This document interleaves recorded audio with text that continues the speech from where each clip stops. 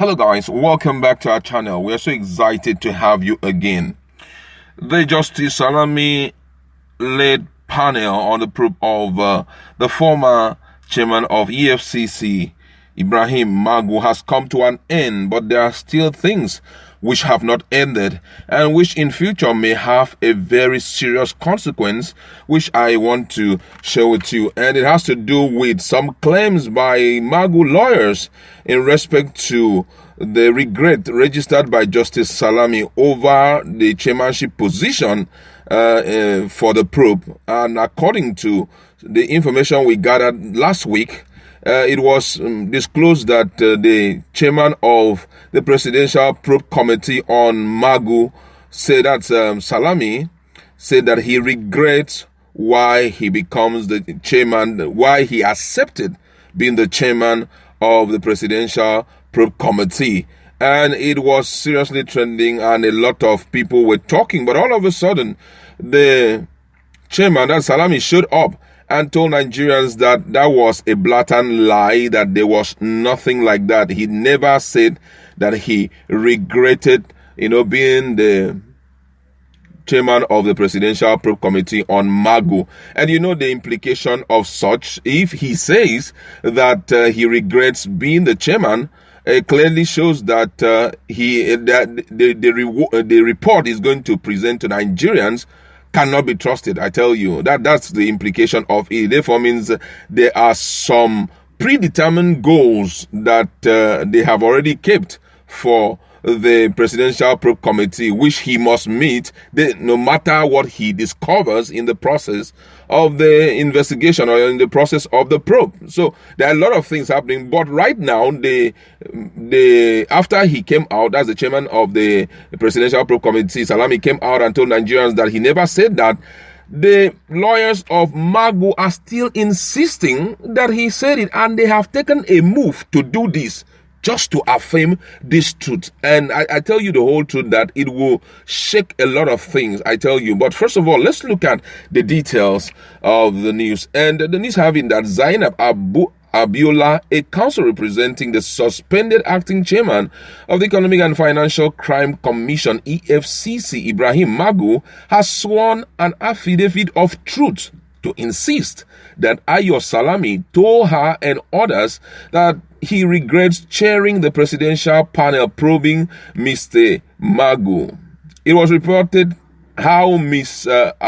Abiola and her counterpart, Tosin Ojoma, quoted Mr. Salami as saying he regrets heading the panel. Both counsels are members of Mr. Magu's defense team and have been attending sittings of the panel, which has been sitting in camera at the presidential villa in Abuja.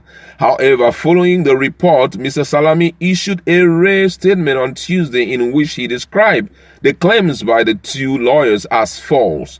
According to him, he said, and I quote, "I have no cause to express any regret over my chairmanship of the commission," he wrote in the statement he personally signed and sent to journalists. Mr. Salami added that, "I have never appointed any of the two lawyers or any other person to speak on my behalf, as I can express myself without recourse to the lawyers of the persons we are probing.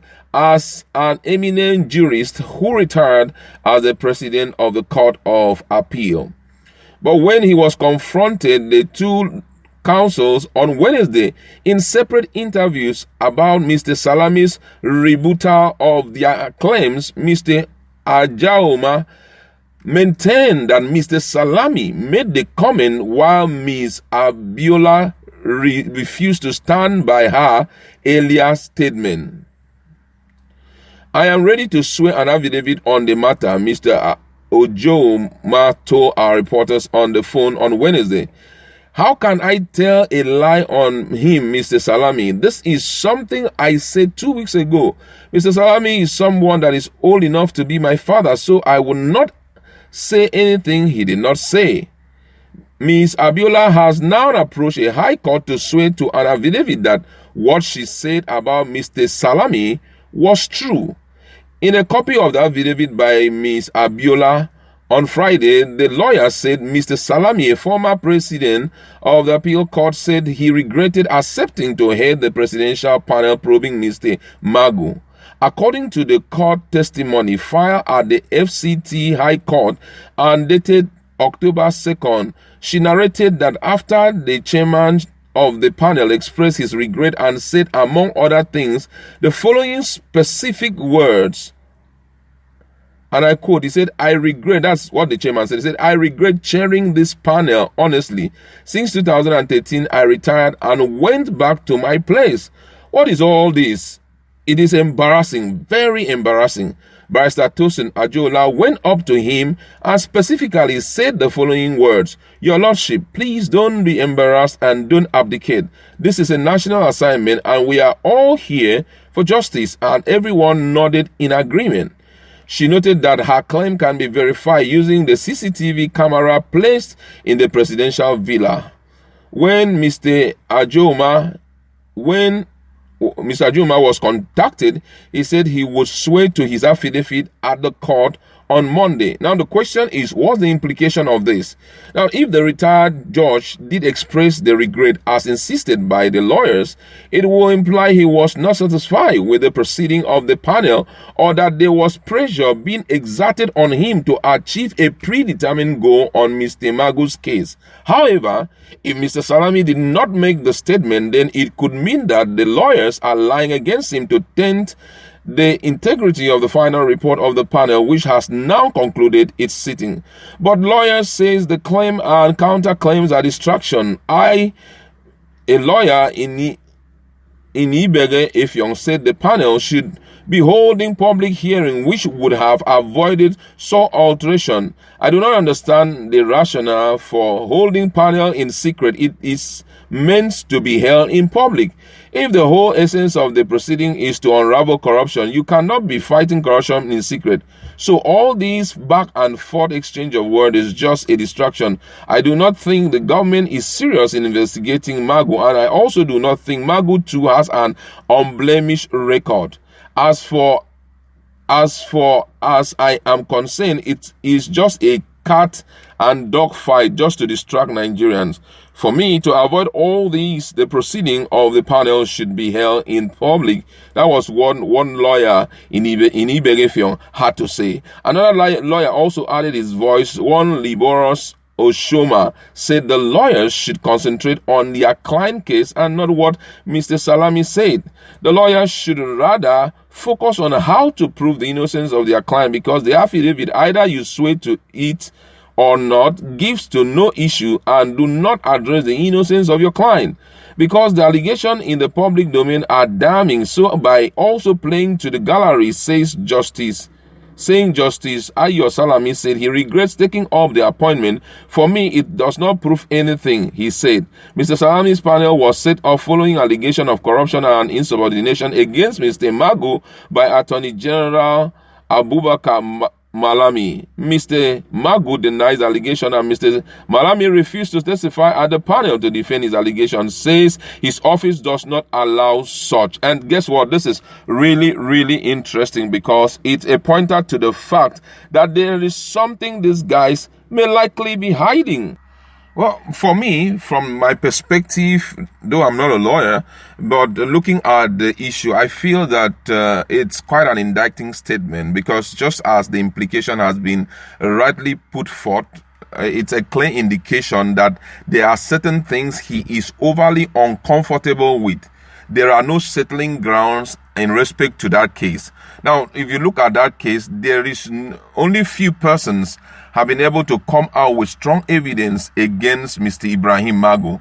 One of them that we had heard talking about the pastor, where according to what we heard, he said he dropped some huge amount of money. But after a while, FCMB came back, and that's the bank that was involved. One of the banks that were, came back and told Nigerians that actually there was a mistake somewhere, so they had to get the mistake fixed somehow, and they had to apologize using the media to tell Magu sorry that it was a mistake during the period they were trying to update their payment platform, they had to, put some of the monies into that account, and a lot of stories like that has just been discovered. So that alone kind of free Magu. But apart from that, the committee was still sitting, trying to look at some act of fraudulent activities by Magu, which it was not seen. But however, I'm not in position to tell you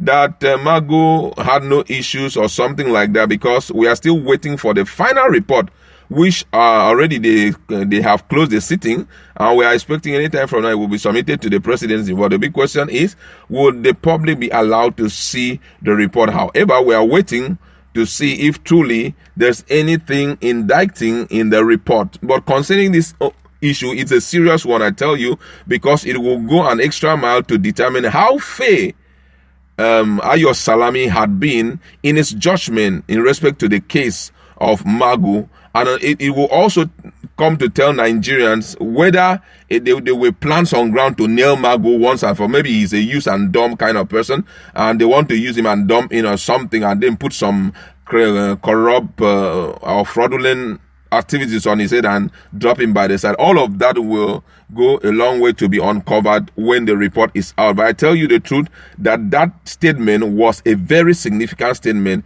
It can call for another probe, I tell you. But that's where we like to leave.